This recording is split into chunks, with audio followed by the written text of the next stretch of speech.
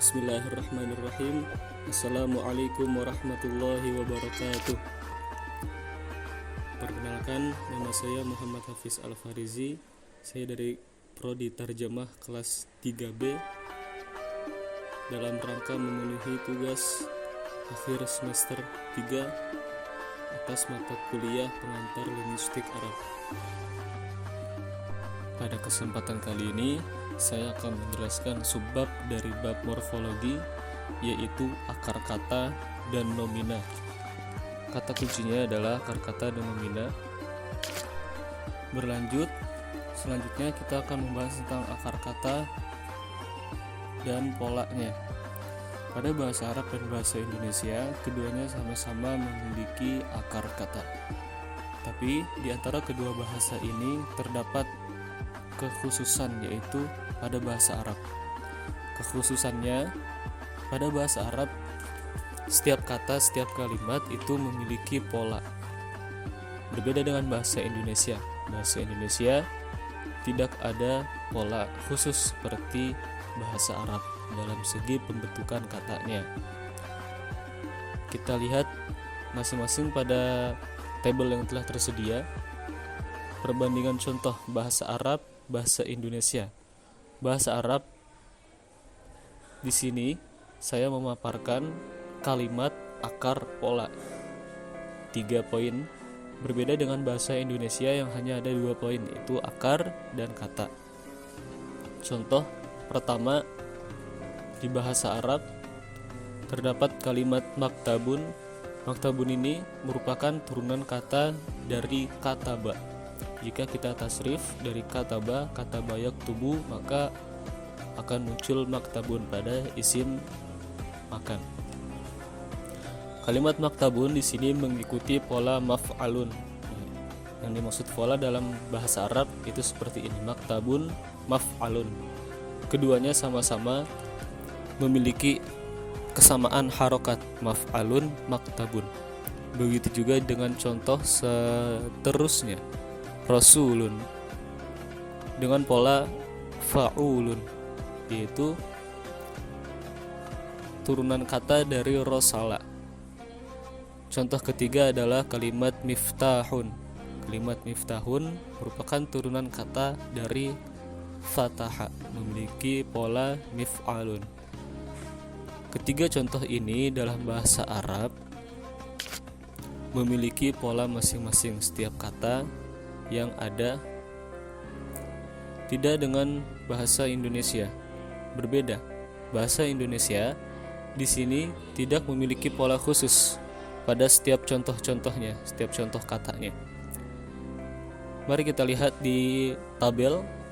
Kata pemain di sini tidak ada pola khusus, tidak seperti bahasa Arab. Tapi di sini sama-sama memiliki akar kata, yaitu kata pemain merupakan akar kata dari main. Kata petinju, akar kata dari tinju. Kata memiliki, akar kata dari milik. Sama-sama, ketiga ini sama-sama ada tambahannya. Kita lanjut ke slide selanjutnya. Ketika membahas akar kata dan pola dalam bahasa Arab dan bahasa Indonesia, dalam kedua bahasa tersebut sama-sama memiliki kelas kata, atau dalam bahasa Arab kita menyebutnya aqsamul kalimah. Aqsamul kalimat dalam bahasa Arab itu ada 3. Yang pertama isim, fiil, dan huruf yang telah tertera pada tabel. Sedangkan dalam bahasa Indonesia terdapat 3 juga yang ada di tabel, yaitu nomina, verba, dan partikel. Nomina kita bisa sebut isim, verba kita bisa sebut fiil, partikel kita bisa sebut huruf. Pada contoh-contohnya yang ada di tabel, yaitu yang pertama contoh dari isim adalah kitabun, ghurfatun, hammamun. Contoh dari fiil nadhara yanzuru, fataha yaftahu, fariha yafrahu. Sedangkan contoh dari huruf adalah min, ala, dan fi. Contoh dalam bahasa Indonesia, nomina contohnya meja, kamar, dapur. Verba contohnya makan, minum, tidur. Partikel di, ke, dari. Sebenarnya kelas kata dalam bahasa Indonesia ada 13, berbeda dengan bahasa Arab yang hanya ada 3. Kelas kata dalam bahasa Indonesia dan juga bahasa Arab sama-sama memiliki nomina.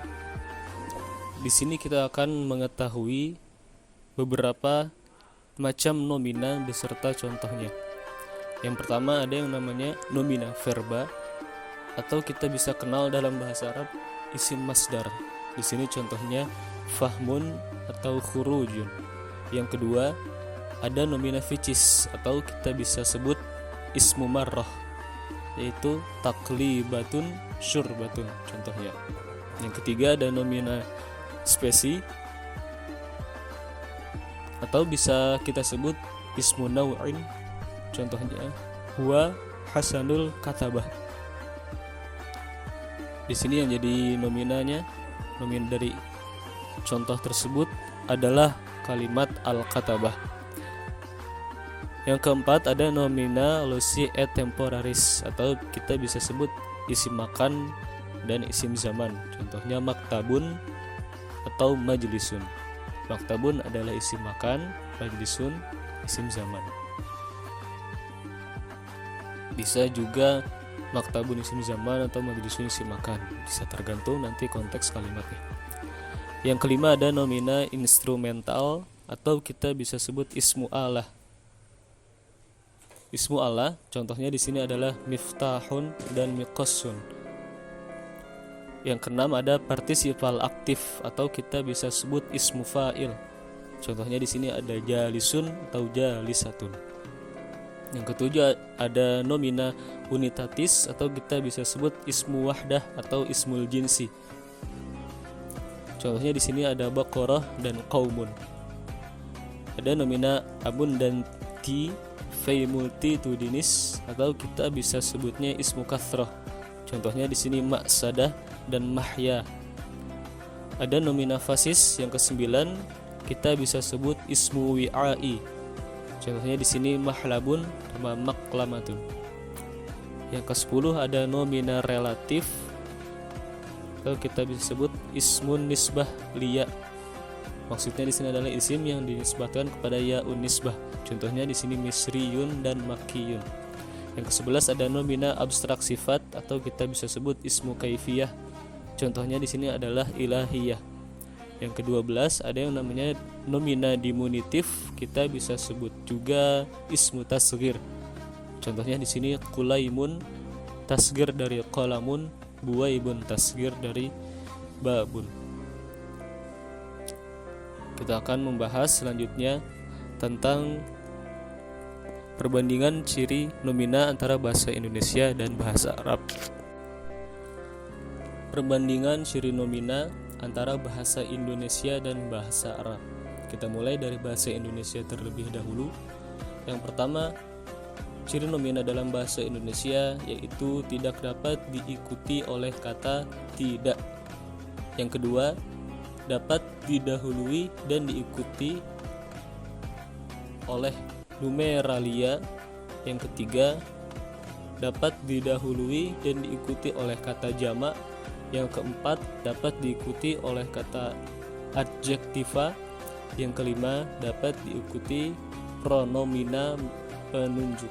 Yang keenam, dapat diikuti oleh nomina lainnya. Yang ketujuh, nomina dapat menduduki fungsi subjek dan objek. Yang kedelapan, yang terakhir, nomina dapat menduduki fungsi predikat. Sedangkan dalam bahasa Arab, di sini kita menyediakan 3. Yang pertama tunggal atau mufrad, yang kedua dual atau musanna, yang ketiga itu plural atau jamak. Ada yang maskulin teratur atau jamak mudzakkar salim. Ada juga yang feminim teratur atau jamak muannas. Selanjutnya kita akan membahas contoh-contoh dari ciri nomina yang tadi telah disebutkan. Dari bahasa Indonesia terlebih dahulu. Yang pertama, dari ciri nomina yang tidak dapat diikuti oleh kata tidak, yaitu seperti contoh saya tidak pelajar. Di sini kata nomina yaitu pelajar itu tidak bisa disandingi dengan kata tidak. Tidak bisa kita sebutkan saya tidak pelajar, tapi yang benar adalah saya bukan pelajar. Yang kedua, nomina dapat diikuti oleh numeralia. Contohnya di sini adalah 3 pelajar atau pelajar 3. Yang ketiga, dapat didahului dan diikuti oleh kata jamak. Seperti contohnya banyak pelajar atau beberapa pelajar, sekian pelajar. Yang keempat, dapat diikuti oleh kata adjektiva atau sifat. Contohnya di sini pelajar pintar, pelajar rajin, pelajar bodoh, dan sebagainya macamnya dan macam-macamnya. Yang kelima, dapat diikuti oleh pronomina penunjuk. Di sini contohnya pelajar itu atau pelajar ini, ya, yang maksud dengan pronomina penunjuk adalah itu atau ini. Yang keenam, ciri nominanya dapat diikuti oleh nomina lainnya. Di sini contohnya sarung bantal. Yang ketujuh, nomina dapat menduduki fungsi subjek dan objek. Di sini contohnya ibu makan sayur. Ibu dan sayur merupakan nomina. Ibu di sini sebagai subjek, sayur sebagai objeknya. Yang terakhir, nomina dapat menduduki fungsi predikat. Di sini contohnya adalah saya adalah pelajar. Dalam bahasa Arab, contoh dari tunggal atau mufrad adalah kata maktabun. Contoh dari dual atau musanna adalah maktabani. Contoh dari plural atau jamak adalah makatib. Dalam contoh maskulin teratur atau jamak mudzakkar, di sini contohnya adalah katibuna. Contoh dari feminim teratur atau jamak muannas, contohnya adalah katibatun. Mungkin ini saja yang dapat saya sampaikan dalam pembahasan kali ini. Semoga bermanfaat bagi kita semua. Sekian, wassalamualaikum warahmatullahi wabarakatuh.